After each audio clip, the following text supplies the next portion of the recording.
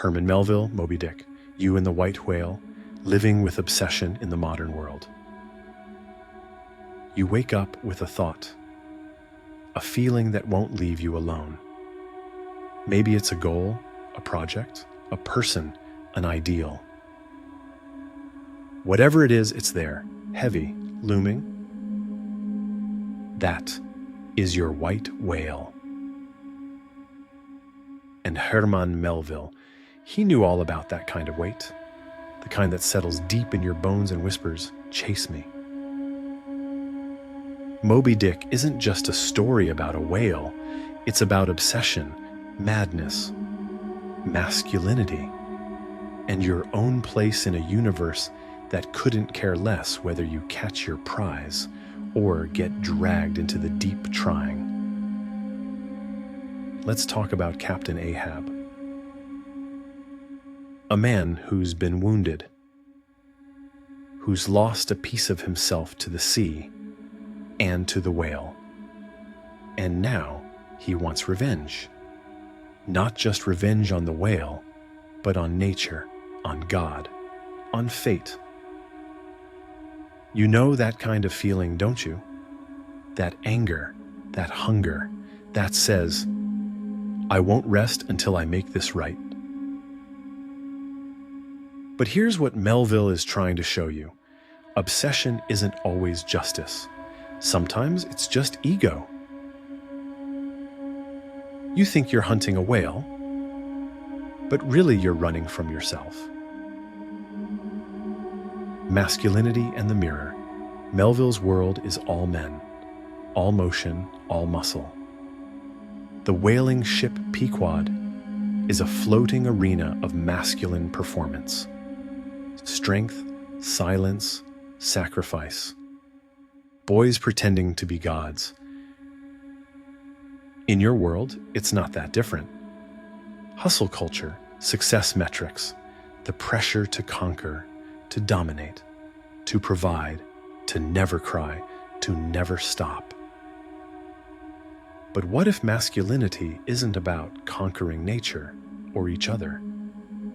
What if it's about facing your shadow? Think of Ahab again, a walking scar.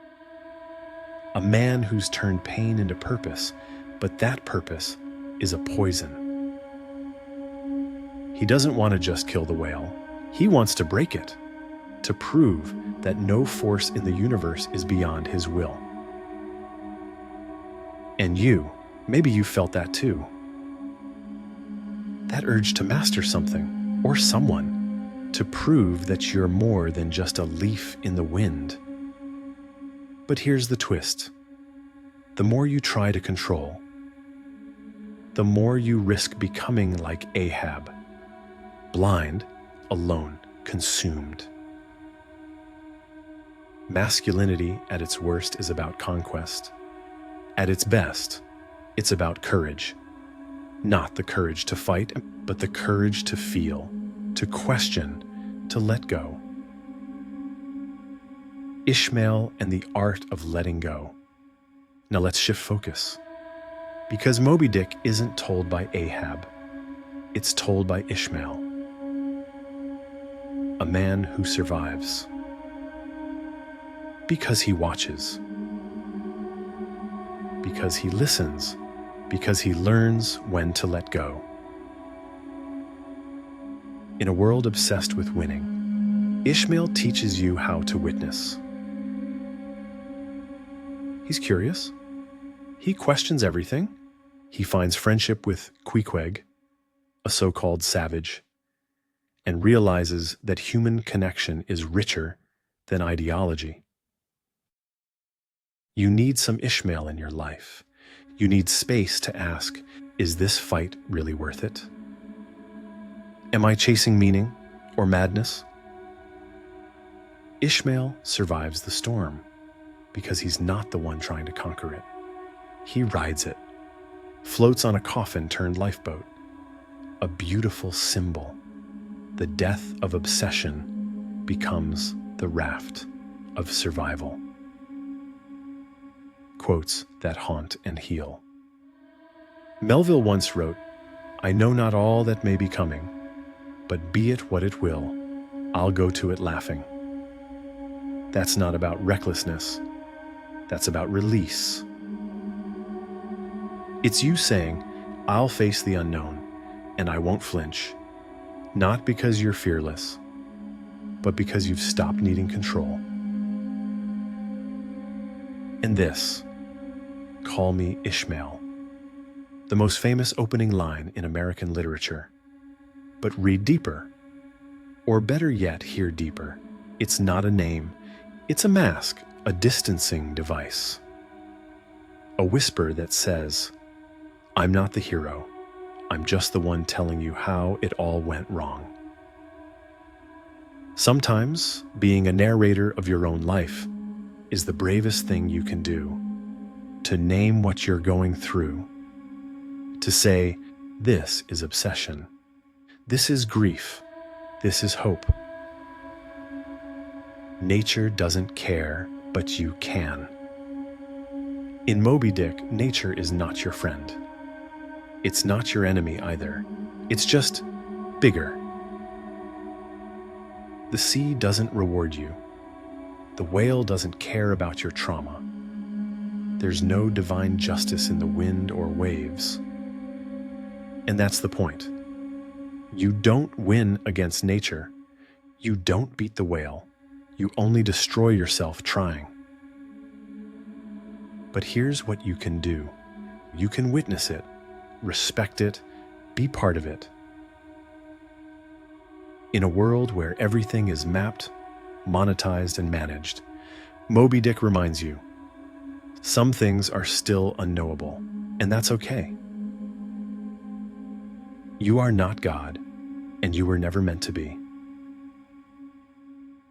Living with obsession, not in it. So what do you do with your own white whale, that thing you can't let go of? You acknowledge it, you stare it down. You ask, what are you really? A dream, a wound, a distraction, or a mirror? Then you decide, do I chase it, do I let it go, or do I find a way to coexist with it? Because not all obsessions are toxic. Some push you to greatness. Some help you build, but even those need boundaries, need breaks, need breath. You can love the chase without being consumed by it. Your life is not a tragedy. Ahab dies. Ishmael lives. Why? Because Melville wants you to see the difference, to feel the difference. You don't have to be the hero who goes down with the ship.